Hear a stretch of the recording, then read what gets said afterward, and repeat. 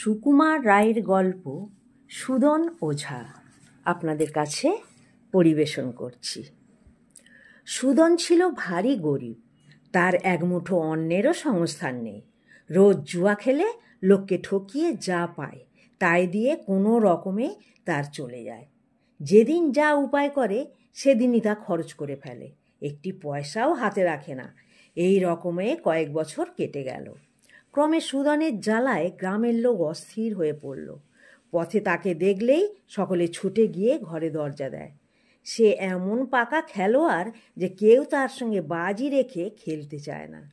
একদিন সকালে সুদন রাস্তায় ঘুরে বেড়াচ্ছে, কিন্তু গ্রামময় ঘুরেও কাউকে দেখতে পেল না। ঘুরে ঘুরে নিরাশ হয়ে সুদন ভাবল, শিব মন্দিরের পুরুত ঠাকুর তো মন্দিরেই থাকে, যাই তার সঙ্গেই আজ খেলব। এই ভেবে সুদন সেই মন্দিরে চলল। দূর থেকে সুদনকে দেখেই পুরুত ঠাকুর ব্যাপার বুঝতে পেরে তাড়াতাড়ি মন্দিরের মধ্যে অন্ধকারে লুকিয়ে পড়ল। মন্দিরের পুরুতকে না দেখতে পেয়ে সুদন একটু দমে গেল বটে, কিন্তু তখনই স্থির করল, যা তবে আজ মহাদেবের সঙ্গেই খেলব। তখন মূর্তির সামনে গিয়ে বলল, ঠাকুর, সারা দিন ঘুরে ঘুরে এমন একজনকেও পেলাম না যার সঙ্গে খেলব। রোজগারের আর কোনো উপায় আমি জানি না, তাই এখন তোমার সঙ্গেই খেলব।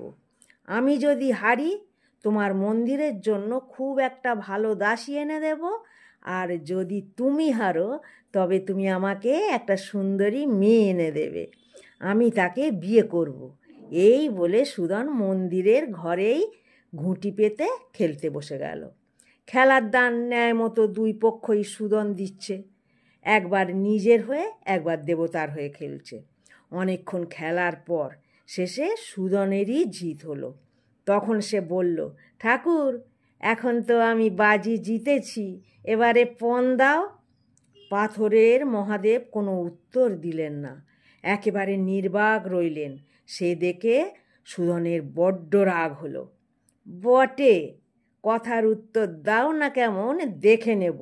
এই বলেই সে করল কি, মহাদেবের সম্মুখে যে দেবী মূর্তি ছিল সেটি তুলে নিয়েই উঠে দৌড়। সুদনের স্পর্ধা দেখে মহাদেব তো একেবারে অবাক।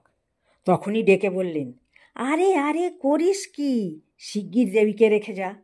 কাল ভোরবেলা যখন মন্দিরে কেউ থাকবে না তখন আসিস, তোকে পণ দেব। এ কথায় সুদন দেবীকে ঠিক জায়গায় রেখে গেল। এখন হয়েছে কি, সেই রাতে একদল স্বর্গের অপ্সরা এলো মন্দিরে পুজো করতে। পুজোর পর সকলে স্বর্গে ফিরে যাবার অনুমতি চাইলে মহাদেব রম্ভা ছাড়া অন্য সকলকে যেতে বললেন।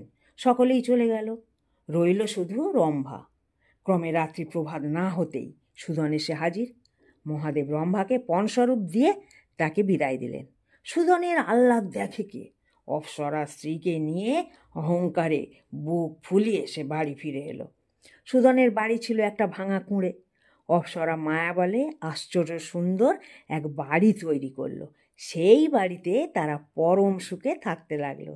এইভাবে এক সপ্তাহ কেটে গেল। সপ্তাহে একদিন রাত্রে অপ্সরাদের সকলকে ইন্দ্রের সভায় হাজির থাকতে হয়। সেই দিন উপস্থিত হলে রম্ভা যখন ইন্দ্রের সভায় যেতে চাইল, তখন সুদন বলল, আমাকে সঙ্গে না নিলে কিছুতেই যেতে দেব না। মহা মুশকিল, ইন্দ্রের সভায় না গেলেও সর্বনাশ, দেবতাদের নাচ গান সব বন্ধ হবে। আবার সুদনও কিছুতেই ছাড়ছে না।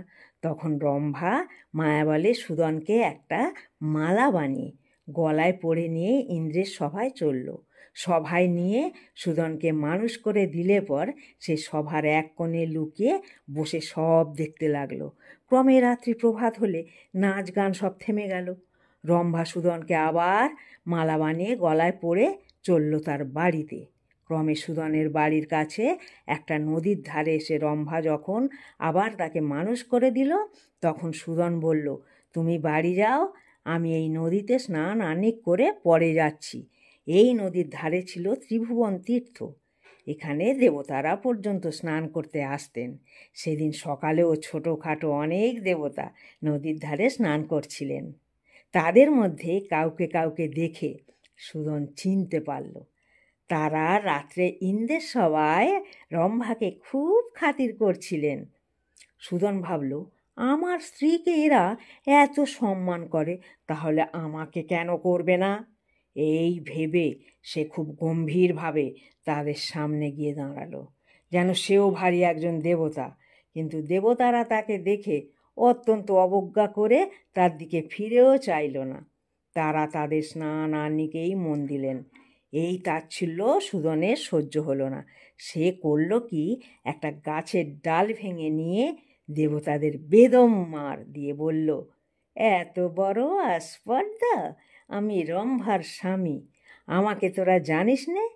দেবতারা মার খেয়ে ভাবলেন, কি আশ্চর্য, রম্ভা কি তবে মানুষ বিয়ে করেছে?